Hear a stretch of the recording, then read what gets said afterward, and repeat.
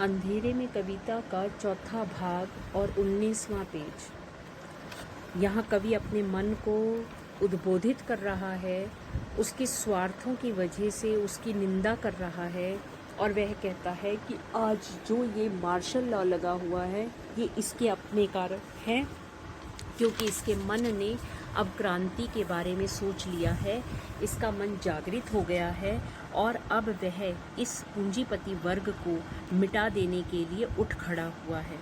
अपने इसी प्रकार के भावों को व्यक्त करता हुआ वह कहता है, मानो मेरी निष्क्रिय संज्ञा ने संकट बुलाया, मानो मेरे कारण ही दुर्घट हुई यह घटना। वह कहता है कि मुझे तो ऐसा लगता है कि इस संसार में ये जो मार्शल लॉ लगा है अर्थात कर्फ्यू लगा है, ये मेरे ही द्वारा बुलाया गया एक संकट है।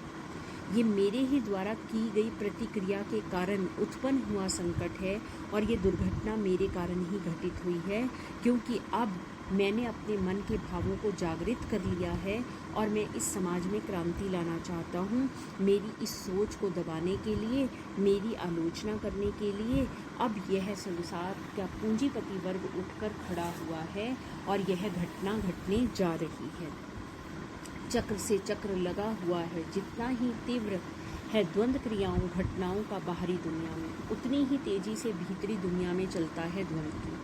वह कहता है चक्र से चक्र लगा हुआ है। चक्र से चक्र का मतलब बीती घटनाओं का एक चक्रव्यूह आज मेरे दिमाग में लगा हुआ है। आज मुझे अपनी पुरानी बातें याद आ रही हैं, वो पुरानी बातें जिसमें मैं इस संसार के लिए कुछ कर सकता था परंतु मैंने नहीं किया।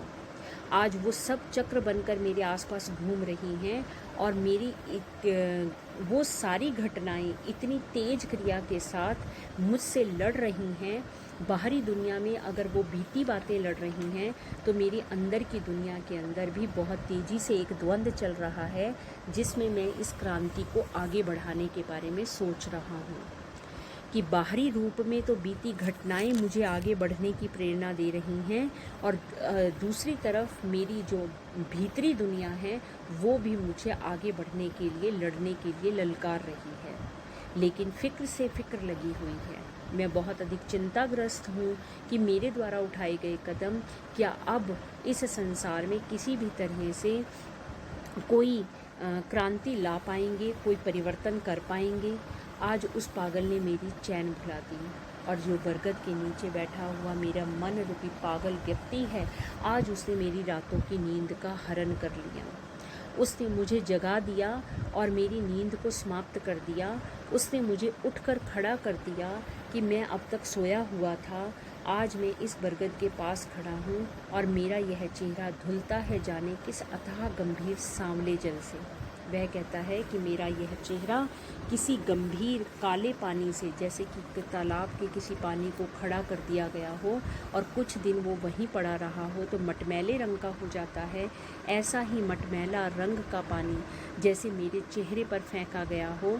ये आभास दिलाने के लिए देखो दुनिया कितनी बदबूदार बनती जा रही है, देखो दुनिया नष्ट हो रही है और ये केवल और केवल तुम्हारे कारण है। झुके हुए गुमसुम टूटे हुए घरों के तिमिर अतल से धुलता है मन वह कहता है कि मुझे वो घर याद आते हैं जो पूंजीपतियों के अत्याचारों के कारण टूट गए हैं।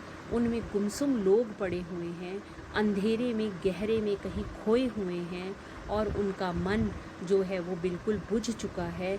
आज मेरा मन उनसे धुल रहा है और उन लोगों को मेरे सामने लाकर खड़ा कर रहा है। रात्रि के श्यामल ओस से शालित कोई गुरु गंभीर महान अस्तित्व महकता है लगातार। फिर वह कहता है कि रात की सांवली ओस की बूंदों से भरी हुई स्थिति में मुझे ऐसा प्रतीत होता है कि मेरा कोई गुरु बनकर मेरे सामने आकर खड़ा हो गया हो, जिसका अस्तित्व बहुत महान है और वो महक रहा है फूल की खुशबू की तरह, अर्थात वो मेरा मन ही है जो गुरु बनकर आज मेरे सामने खड़ा हो गया और मुझे आगे बढ़ने की प्रेरणा देने लगा। मानो खंडहर प्रसारों में उद्यान उसने मुझे दिखाया, एक खंडहर जगह जहाँ पर एक बगीचा फैला हुआ है, गुलाब चमेली के रात्रि तिमिर में और रात के अंधेरे में गुलाब और चमेली के फूल वहाँ पर महक रहे हैं। महकते ही रहते हों हर पल, किंतु वे उद्यान कहाँ हैं। कहते हैं वो फूल हमेशा महकते रहते हैं, लेकिन ऐसा बगीचा है कहाँ, क्योंकि उसने तो टूटे हुए घर देखे हैं, बुझे हुए चेहरे देखे हैं, उसने किसी को हंसता खेलता नहीं देखा। आखिरकार ये गुरु मेरा अर्थात मेरा मन मुझे क्या दिखाना चाहता है, ये कौन सी जगह है जहाँ पर मुझे खिलते हुए महकते हुए फूल नज़र आ रहे हैं। अंधेरे में पता नहीं चलता, मात्र सुगंध है सब और। वह कहता है कि इस अंधेरे की वजह से मैं उस जगह को पहचान नहीं पा रहा, लेकिन फूलों की खुशबू से मुझे पता चलता है कि यहाँ कहीं खुशियाँ दफन हैं, यहाँ कहीं खुशियाँ छिपी हुई हैं। पर उस महक लहर में कोई छुपी वेदना, उस महक में, उस खुशबू में अर्थात खुशियों में कहीं ना कहीं निराशा और वेदना छुपी हुई है। वे लोग हंसना चाहते हैं मगर वो हंस नहीं सकते, पूंजीपतियों के डर से वो दबे हुए हैं। कोई गुप्त चिंता छटपटा रही है।